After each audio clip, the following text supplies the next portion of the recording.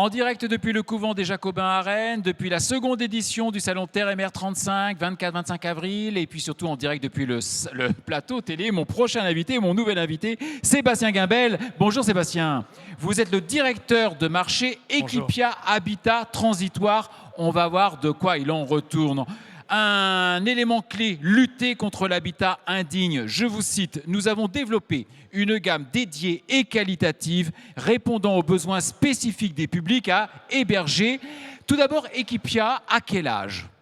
Alors Equipia existe depuis plus de 35 ans. Nous sommes basés en région lyonnaise et nous sommes spécialisés dans la fabrication d'hébergements compacts.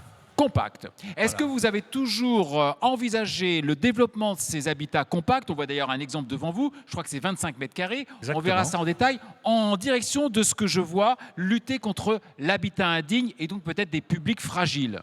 Alors, Est-ce que c'est dans votre ADN? Alors, c'est une évolution de notre ADN, puisque nous œuvrons donc depuis plus de 35 ans sur ce marché d'hébergement compact. Tout d'abord pour l'hôtellerie de plein air, qui est un premier marché, qui consiste à fabriquer des hébergements compacts de type chalet, tiny house, roulotte, pour des hébergements, pour des établissements touristiques, c'est-à-dire des campings par exemple. Hôtellerie de plein air. Hôtellerie de plein air.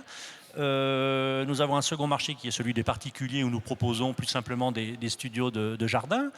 Et ce troisième marché de l'habitat transitoire où cette fois, effectivement, on propose vraiment des hébergements. On s'adresse aux collectivités, cette fois, aux associations, aux bailleurs sociaux, aux employeurs qui sont confrontés de manière globale à la problématique de l'hébergement, de Voilà. salariés, car j'évoquais d'ailleurs public en situation de fragilité, mais ça peut être dans plein de territoires, ces salariés qui sont complètement dépassés par l'accession à la propriété, car le mètre carré est trop cher tout simplement. Tout à fait. Alors on sait qu'il y a différents modèles qui existent, je pense au bail réel solidaire, à Saint-Malo par exemple, mais également à Rennes.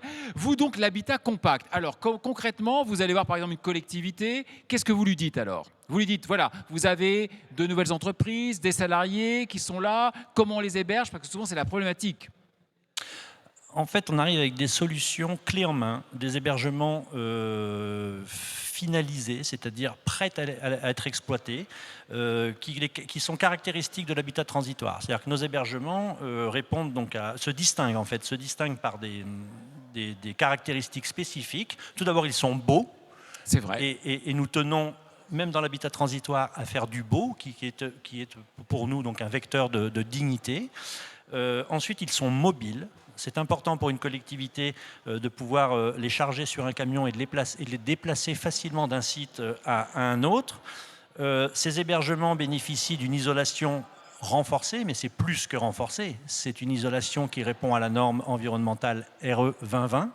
Concrètement, ça veut dire le respect des coefficients thermiques du sol, du toit, des murs.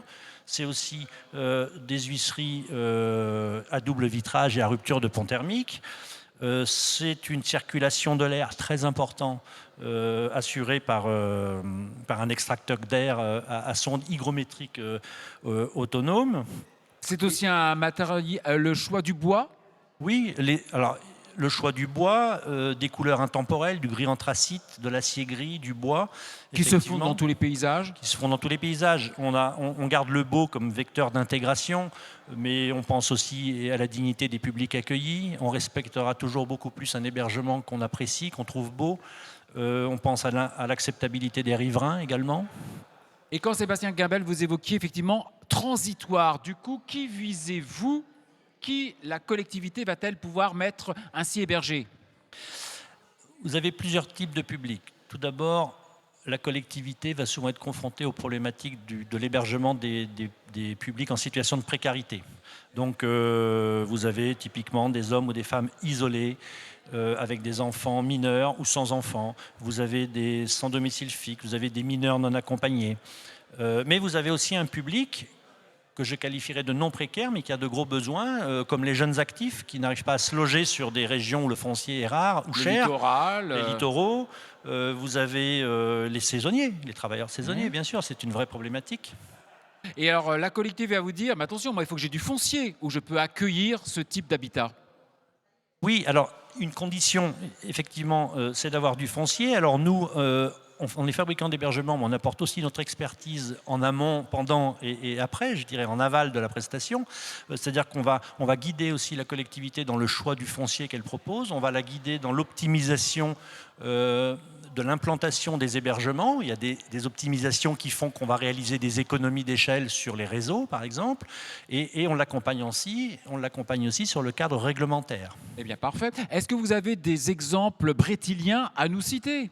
Ou en tout cas bretons? Brétilien étant l'Ille-et-Vilaine, je vois votre œil qui brille. De quoi me parle-t-il? Alors, nous avançons petit à petit sur la Bretagne, où nous sommes bien sûr présents sur l'hôtellerie de plein air depuis de nombreuses années. Et nous nous appuyons aujourd'hui sur des installations transitoires sur d'autres régions pour dire aussi à nos amis bretons, et on connaît aussi vos besoins en termes de logement, mais surtout on vous sait aussi dynamique, que ce soit la région Bretagne ou plus particulièrement la métropole de Rennes, pour apporter des solutions à vos problématiques. Et donc on est là pour ça et pour illustrer tout nos savoir-faire et vous accompagner. D'où votre présence plus que jamais pertinente sur l'édition 2025 du Salon Terre et Mer. Sébastien Gabel, directeur de marché Equipia Habitat Transitoire pour différents types de publics, on l'a bien compris, là où souvent effectivement il y a une grosse tension, comme l'on dit, locative ou d'accession à la propriété, ce qu'on appelle aussi le parcours résidentiel. Merci à vous Sébastien. Je vous remercie. Et très bon salon. Merci. Prochain invité dans quelques minutes.